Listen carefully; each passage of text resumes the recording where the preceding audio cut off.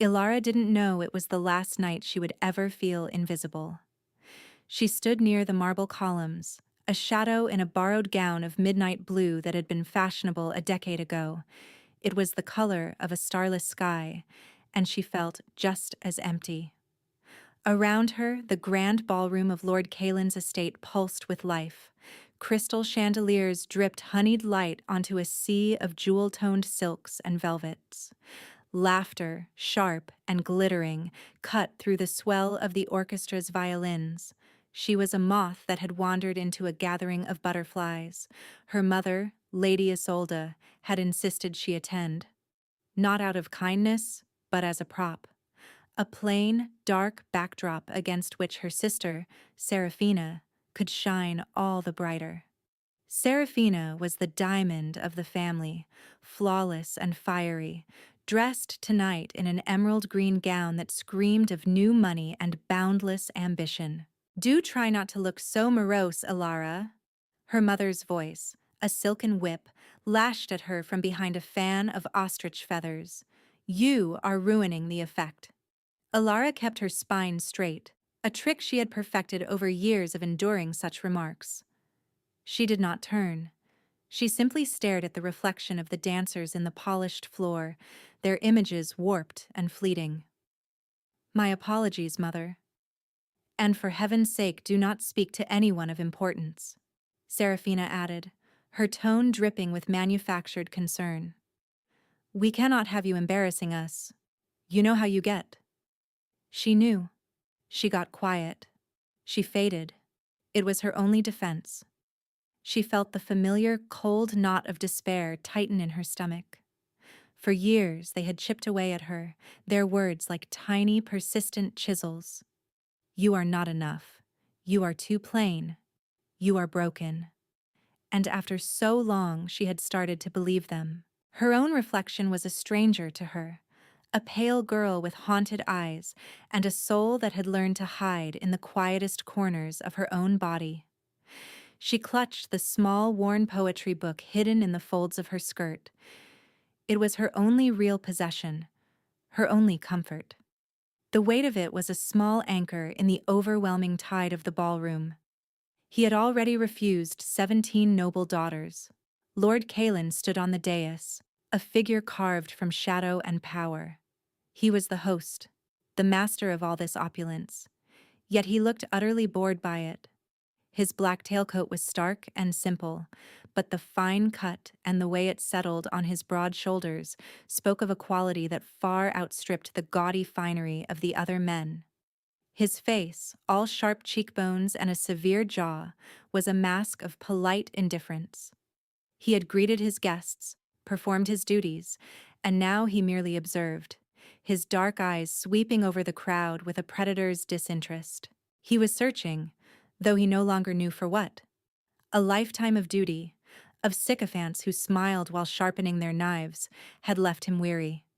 He was surrounded by people but had never felt more alone. They all wanted something. His title, his wealth, his power.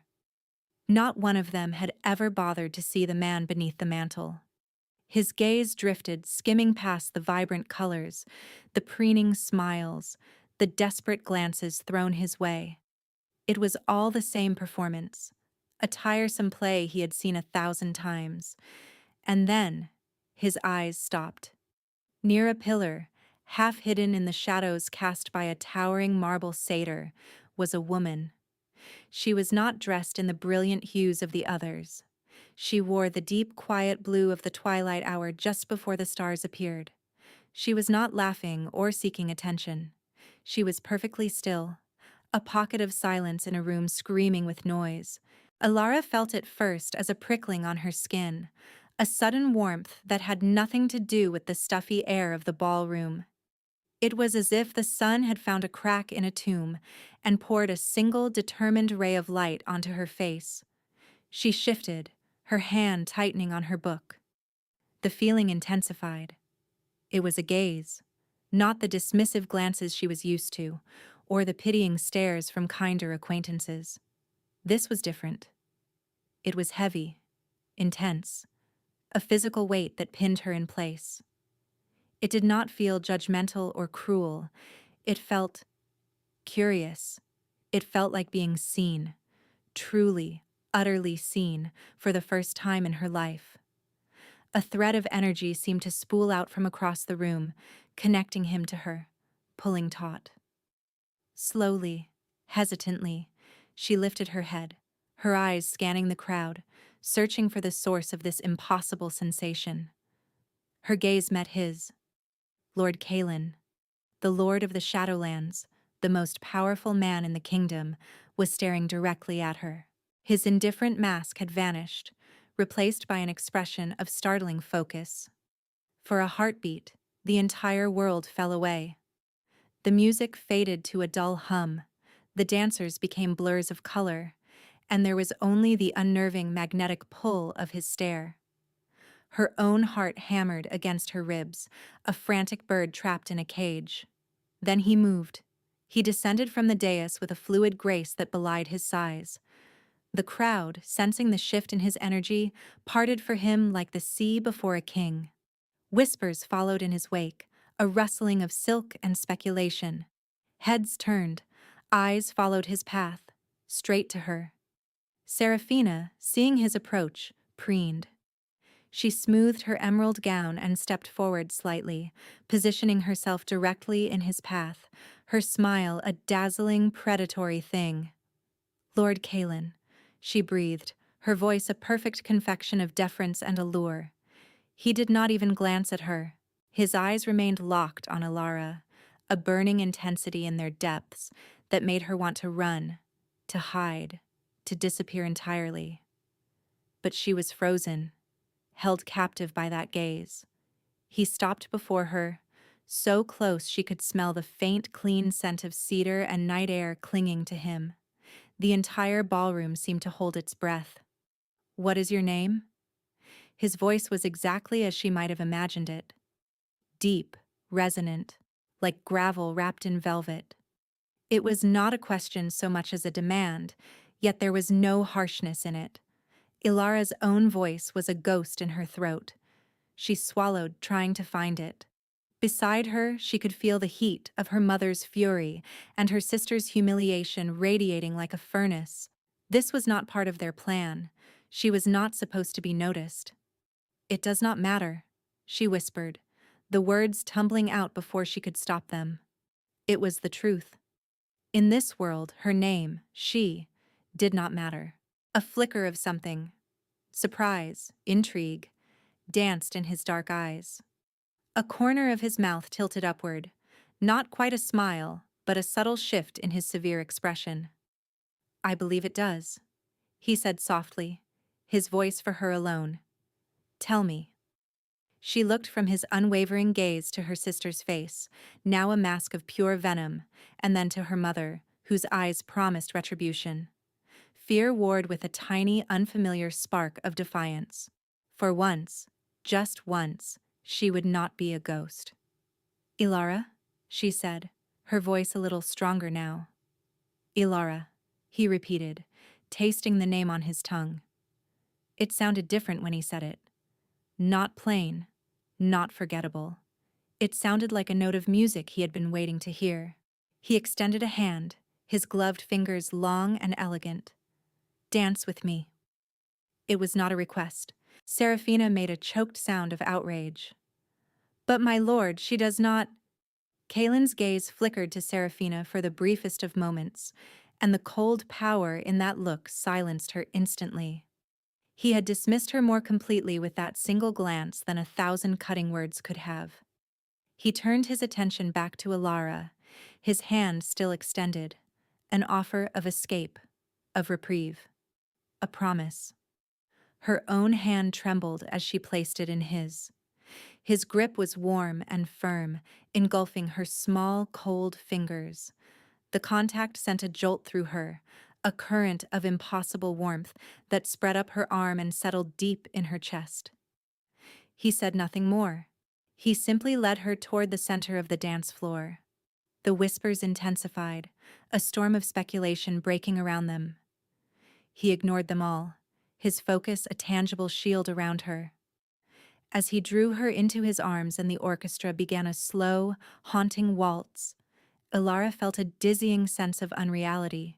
She was clumsy at first, her feet stumbling over the simple steps.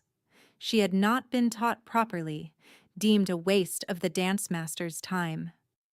"Follow me," Kalen murmured, his hand a steady, reassuring pressure on the small of her back. He moved with a confident, effortless grace, guiding her through the steps as if they had danced together 1,000 times. She looked up at him, at the strong column of his throat, the sharp line of his jaw. He was looking down at her, his dark eyes searching her face, and in their depths, she saw not pity, but something that looked terrifyingly like recognition. The dance ended, but he did not release her. The music swelled into another piece, yet they remained still, an island in the swirling river of dancers. The scrutiny of the entire room was upon them, a heavy, suffocating blanket. "Come with me," he said, his voice low and urgent. Without waiting for an answer, he led her from the dance floor, his hand still firmly holding hers. He guided her through a set of tall glass doors that opened onto a sprawling stone balcony. The cool night air was a relief against her flushed cheeks. The chaotic noise of the ballroom receded, replaced by the gentle chirping of crickets and the whisper of the wind through ancient cypress trees. The balcony overlooked a vast moon-drenched garden, its paths lined with night-blooming jasmine, whose sweet perfume filled the air. He led her to the far corner, away from the prying eyes of anyone who might follow. He finally released her hand, though he remained close, his presence a formidable wall between her and the world she had just left behind. For a long moment, they stood in silence. Ilara's heart was still racing, a frantic, wild thing. She wrapped her arms around herself, a reflexive, protective gesture. "Why?" she finally asked, her voice barely a whisper. "Why me?" He turned to face her fully, his silhouette dark and imposing against the silver moonlight. "Because for the last hour I have watched a room full of people perform. They smile when they should, laugh at the correct moments, and offer compliments as thin as spun glass. You were the only real person there." Her breath hitched. Real? She had never felt less real in her entire life. "I am nobody," she said, the words a bitter, familiar taste in her mouth. It was the title her family had bestowed upon her, the one she had worn for as long as she could remember. A muscle feathered in his jaw. "Do not ever say that," he commanded, his voice hardening with an unexpected intensity. "I have been watching you. I saw how they spoke to you. I saw you stand there and absorb their cruelty with a strength they could never comprehend. They see a shadow. I see the substance that casts it." Tears pricked at the back of her eyes, tears of shock, of confusion, of a fragile, terrifying hope she had not dared to feel in years.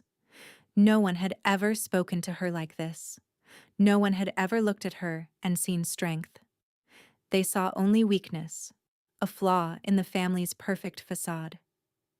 "You do not know me," she managed to say, her voice thick. "I know that you carry a book of poetry as if it were a shield," he said, his gaze dropping to the small book she was still clutching. "I know that you have learned to make yourself small to survive in a house that does not deserve you. And I know," he added, taking a step closer, "that when I looked at you, something in my soul, something I thought long dead, woke up." Close enough now. She could see the flecks of silver in his dark eyes like distant stars. She could feel the heat radiating from his body. It was overwhelming. He was overwhelming. This had to be a dream or a cruel joke. Men like Lord Kalen did not see women like her. He was the most powerful man in the kingdom, a lord whose lands were vast and whose word was law.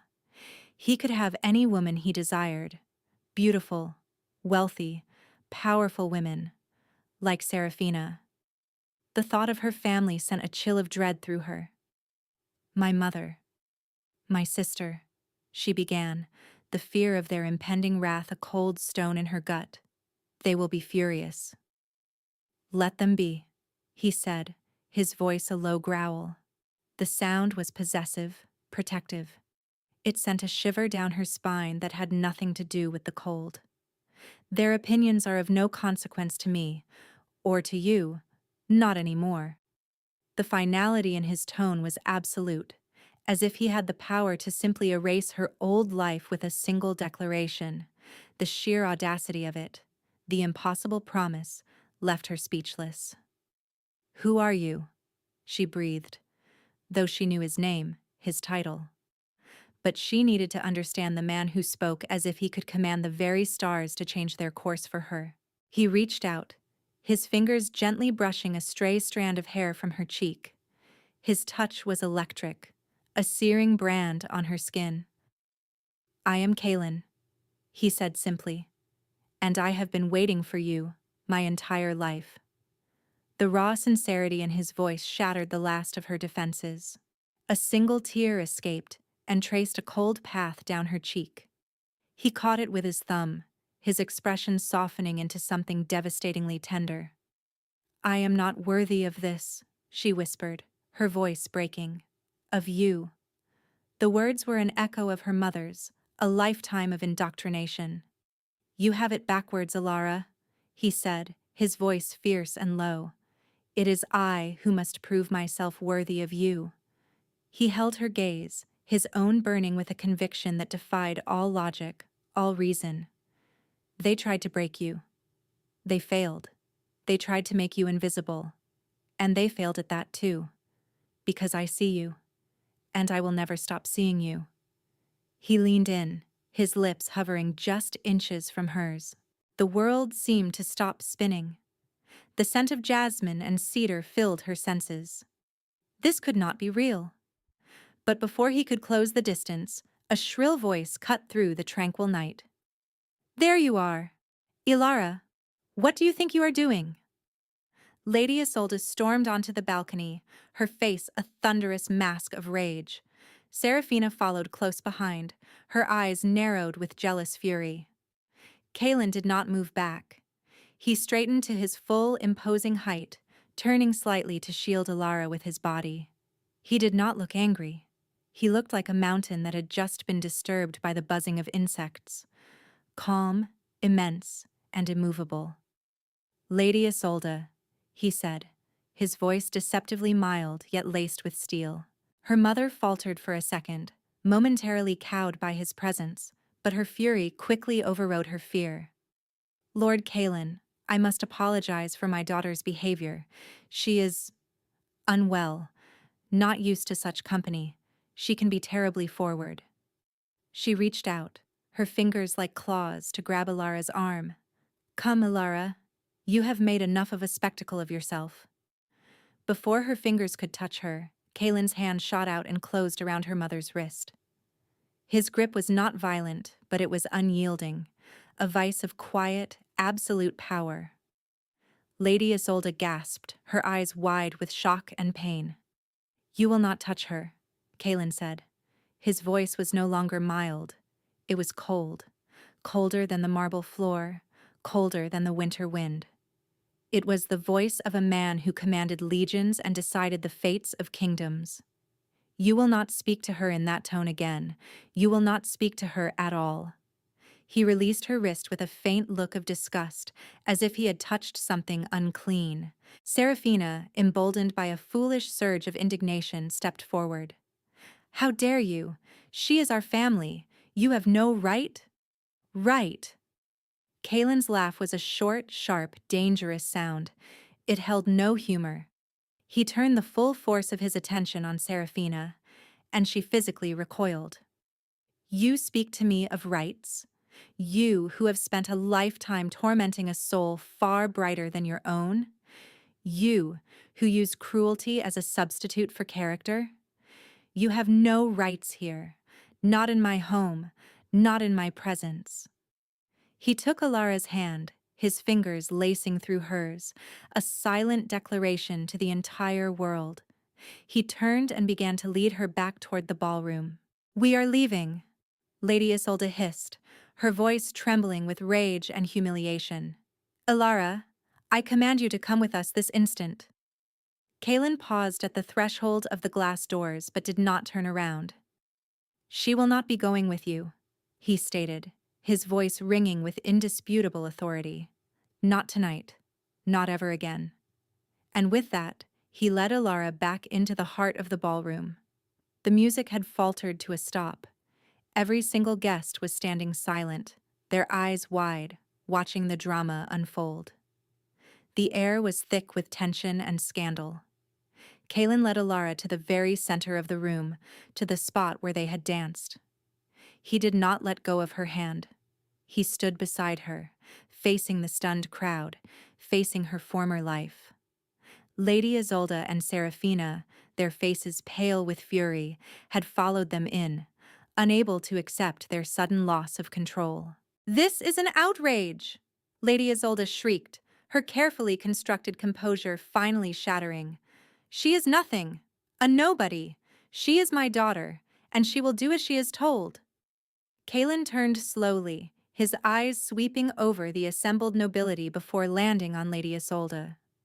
His voice, when he spoke, was not loud, but it carried to every corner of the silent hall, each word imbued with chilling power.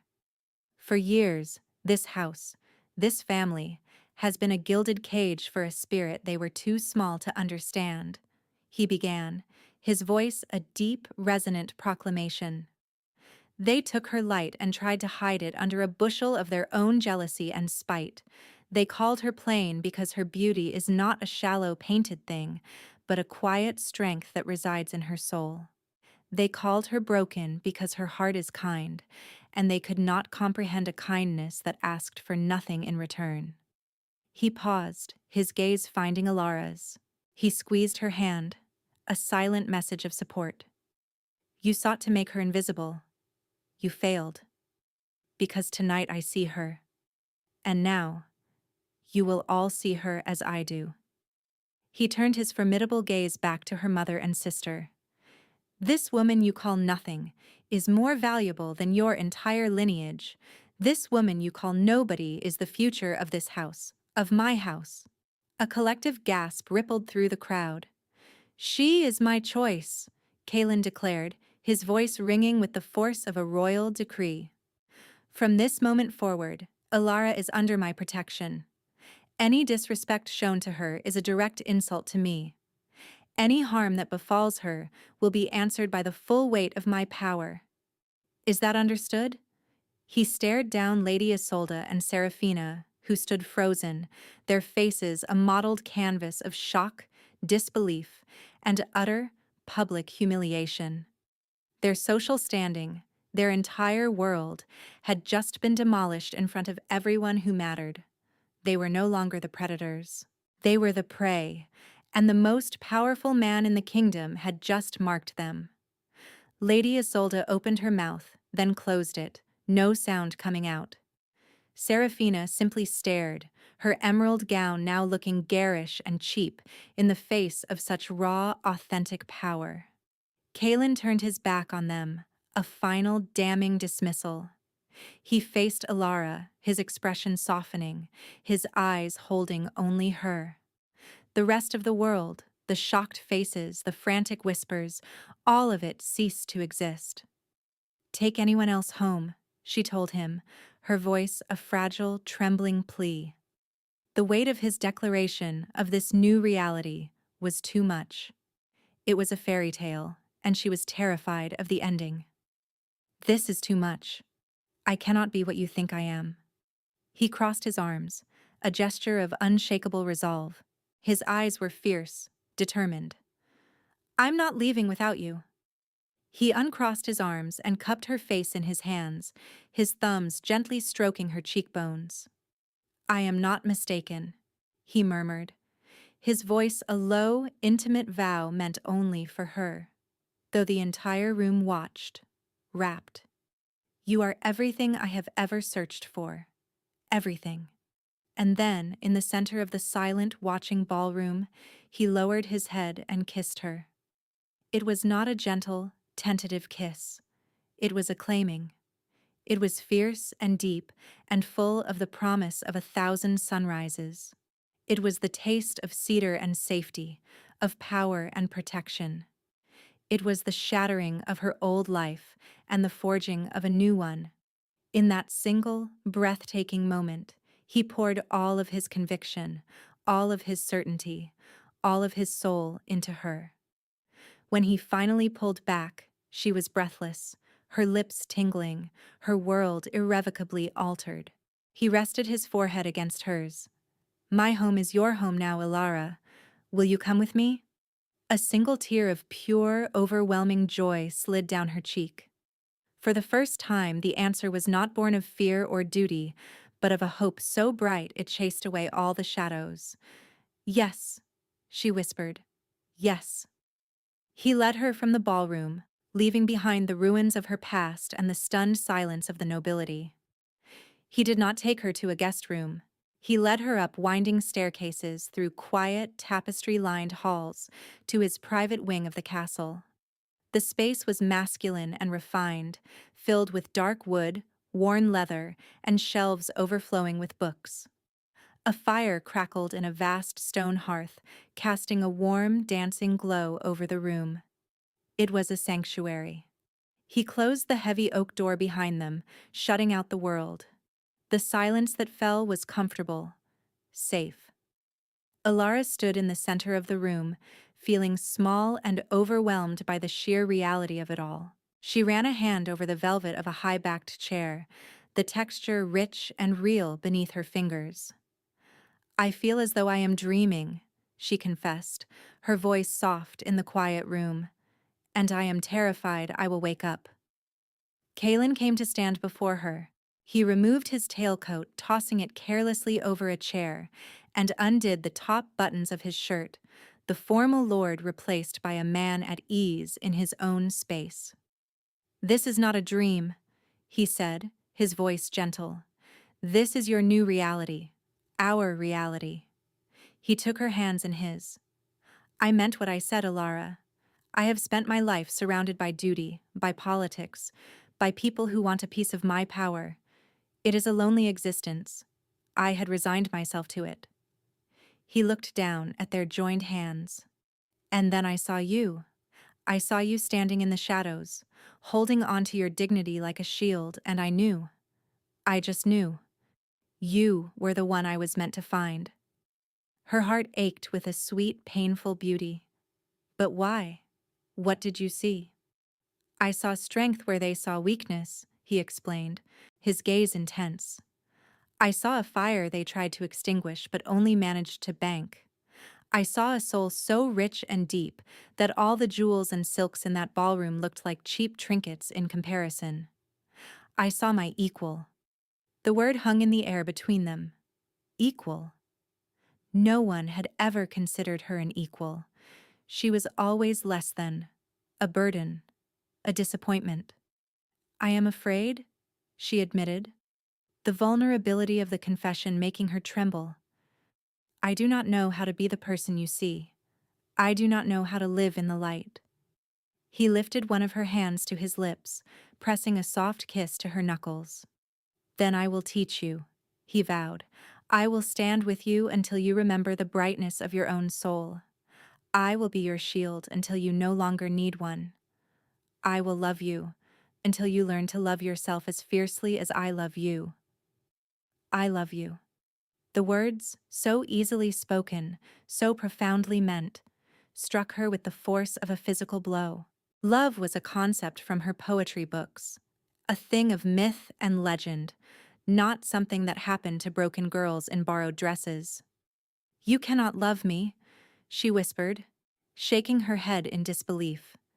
"You have only just met me." "My soul has known your soul for 1,000 years," he countered, his conviction absolute. "Meeting you was merely a formality, a homecoming." He stepped closer, framing her face with his hands once more. "I love you, Ilara. I love your quiet strength. I love the sadness in your eyes that I will spend the rest of my life erasing, and I love the woman you are about to become." He was offering her not just a new life, but a new self. A chance to be reborn from the ashes of who she was forced to be. It was a gift of such magnitude she could barely comprehend it. He saw the conflict in her eyes, the war between a lifetime of doubt and this sudden, blinding hope. "I am not asking you to love me now," he said softly.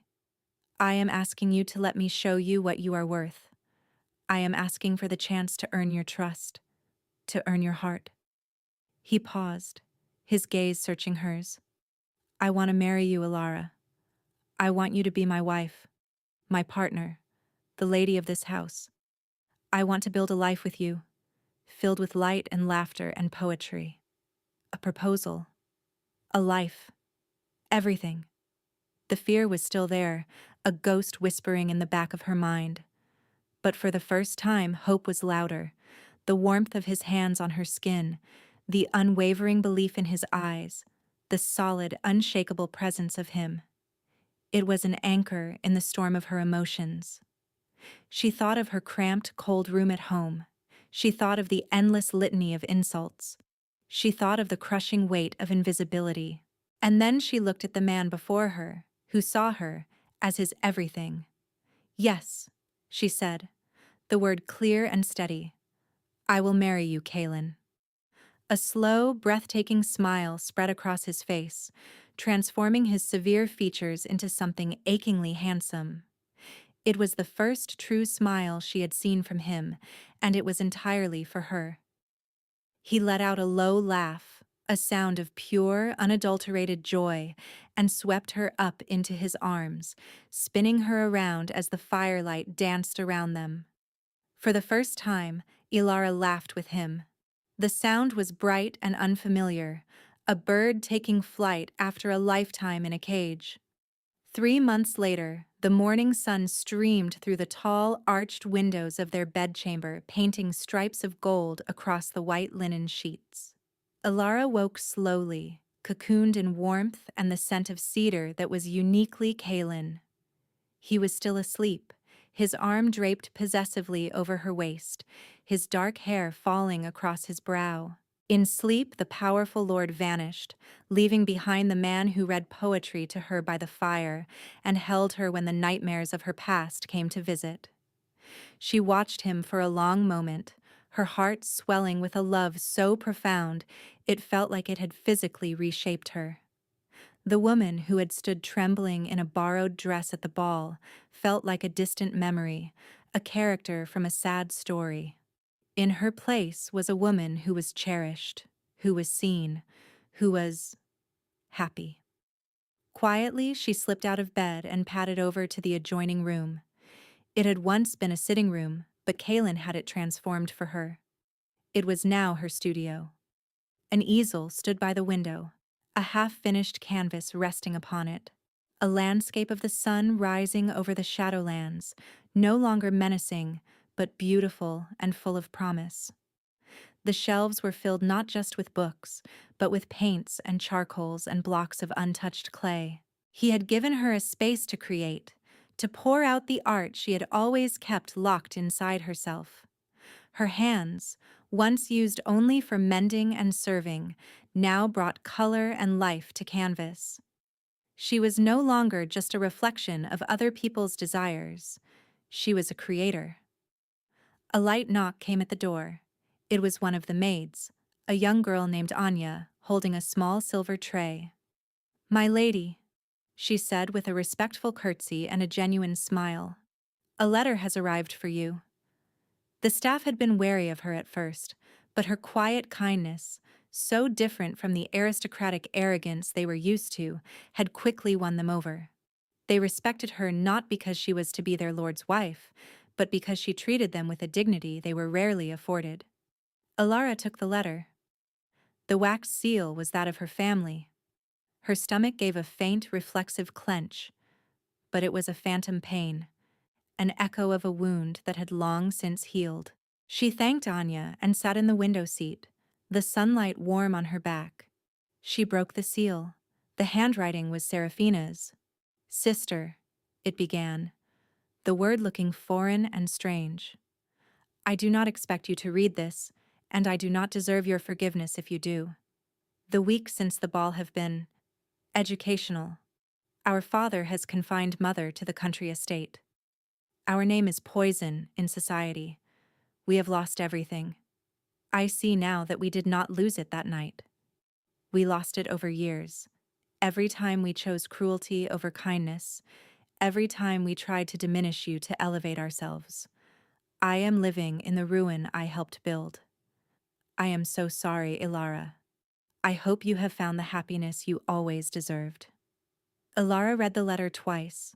There was no triumph in it, no satisfaction. There was only a quiet, detached pity for the girl who had been so desperate for the light that she had tried to extinguish her sisters. She had built her castle on sand, and the tide had finally come in. She folded the letter and set it aside. It was a part of a life that was no longer hers. Her past did not define her. Her future did. What is that? Kalen's deep voice came from the doorway. He was leaning against the frame, dressed in simple trousers and a loose linen shirt, watching her with a soft, loving expression. A ghost, she replied, a small smile playing on her lips. She stood and went to him, rising on her toes to press a kiss to his lips. One that no longer has the power to haunt me. He wrapped his arms around her, pulling her close and resting his chin on the top of her head. Good, he murmured into her hair. This house has no room for ghosts, only for you. They stood there for a long time, bathed in the morning light, two souls who had found their home in each other. He was her anchor, her shield, her greatest champion, and she, the overlooked jewel, had become his heart, his purpose, the queen of his once shadowed lands. He tilted her chin up, his dark eyes full of a love that was as boundless as the sky. I told you I had been waiting my entire life for you, he whispered. And I, she whispered back, her voice full of a certainty that was now as strong as his, was waiting for you to help me find myself. He smiled, the smile that was hers and hers alone, and kissed her again, a gentle promise of all the sunrises yet to come. It was not an ending. It was the beginning of everything.